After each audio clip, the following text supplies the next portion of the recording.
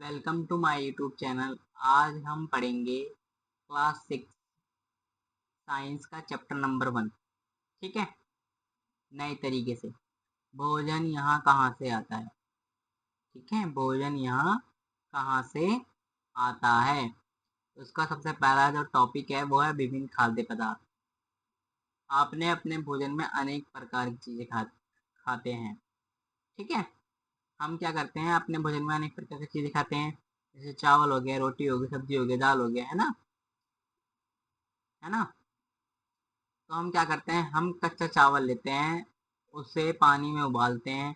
इसे तैयार करने में दो पदार्थों या संगठनों की जरूरत होती है। ठीक है, अब हम किस चीज को बनाएंगे, तो उसको दो या दो से अधिक सामानों या चीजों की जरूरत होगी उसे पकाने के लिए। ठीक है, चावल को पकाने के लिए दो संगठनों की जरूरत होती है। ठीक है, अब कुछ भोजन को तैयार करने में कई संगठनों की आवश्यकता होती है। ठीक है, इस सब्जी को बनाने में हम अलग अलग प्रकार की कच्ची सब्जियां, नमक, मसाले, तेल आदि की आवश्यकता होती है। हमें क्या है, सब्जी को बनाने के लिए कई प्रकार की चीज़ों की ज़रूरत होती है। ठीक है, जैसे तेल हो गया, मसाले हो गए, नमक हो गया, तुम्हारा हल्दी हो गया, मिर्ची मिर्ची हो गया, यानी कि जो जो हमको अलग अलग चीज़ें चाहिए होती हैं, तो उनको हम क्या कहते हैं, संगठन कहते हैं। यानी कि सब्जी को बनाने के लिए हमें अलग अलग संगठनों या पदार्थों की जरूरत होती है। ठीक है, ये समझ में आ गया। अब आ जाओ नेक्स्ट टॉपिक। नेक्स्ट टॉपिक क्या है, खाद्य सामग्री एवं उनके स्रोत। मतलब जो हम खाते हैं वो हमें कहाँ से मिलते हैं, उनके स्रोत क्या हैं। ठीक है, तो हमें फल और सब्जी कहाँ से मिलती हैं। निश्चित रूप से फल और सब्जी हमें पेड़ पौधों से मिलेगी। ठीक है, फल और सब्जी हमें कहाँ से मिलेगी, पेड़ और पौधों से मिलेगी। गेहूं और चावल खेतों में पौधे होते हैं, वहां से हमें अनाज प्राप्त होता है। ठीक है, गेहूं और चावल के खेतों में क्या होते हैं, पौधे होते हैं। ठीक है, जहाँ से हमें गेहूं और चावल हमें प्राप्त होते हैं। ठीक है, कुछ और भी हम चीज खाते हैं, जैसे दूध हो गया, अंडा हो गया, मुर्गा हो गया, मछली हो गया, झींगा हो गया, मांस हो गया। ये सब हमें कहाँ से मिलते हैं, ये सब हमें जंतुओं से मिलते हैं। ठीक है, दूध जो है हमें गाय, भैंस, बकरी, इन सब से मिलता है। मुर्गा एक जंतु है, उसको हम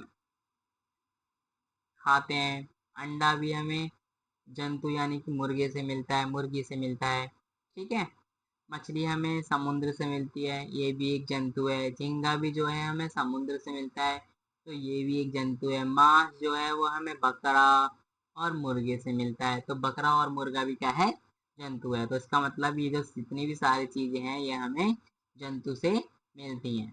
ठीक है, तो पेड़ और पौधों में अंतर, नेक्स्ट टॉपिक। ये जो टॉपिक है, ये टॉपिक जो है ये बुक में नहीं है। ठीक है, ये जो नोट्स बनाए हैं मैंने, ये बुक में से ही बनाए हैं।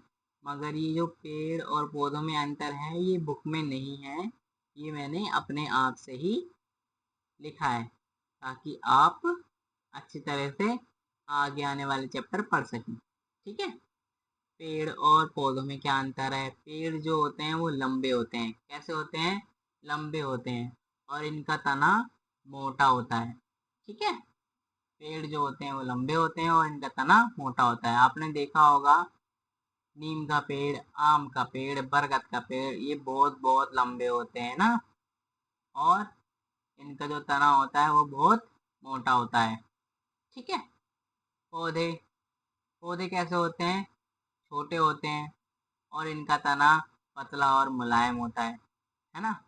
आपने देखा होगा तुलसी का पौधा, है ना, और गेंदे के फूल का पौधा, तो ये क्या क्या कैसे होते हैं, बहुत छोटे होते हैं, और इनका तना बहुत ज्यादा पतला और मुलायम होता है।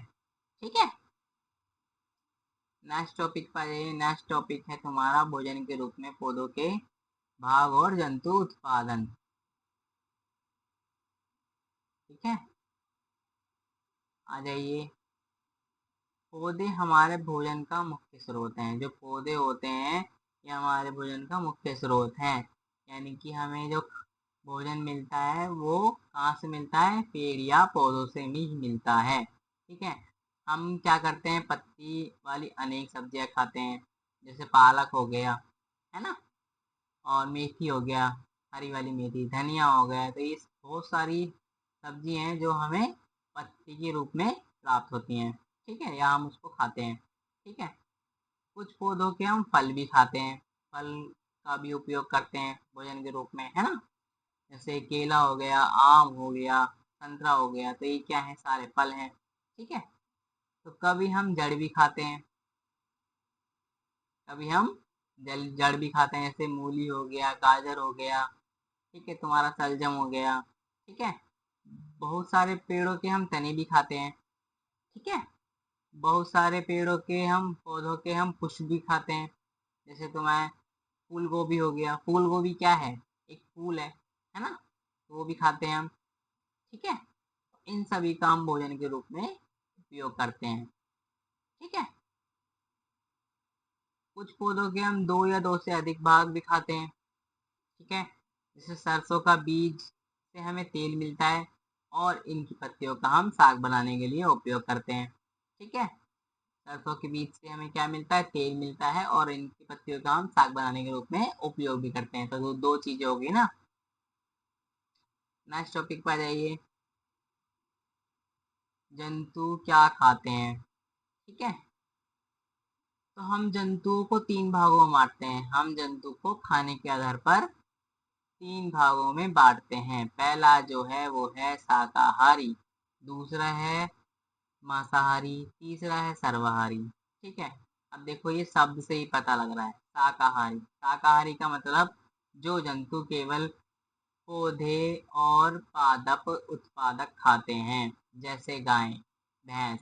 ठीक है, मतलब क्या है इसके कहने का, जो जंतु केवल फल, सब्जी, पत्तियां, घास, ठीक है, ये सब खाते हैं, वो होते हैं शाकाहारी। ठीक है, जैसे गाय हो गया, भैंस हो गया।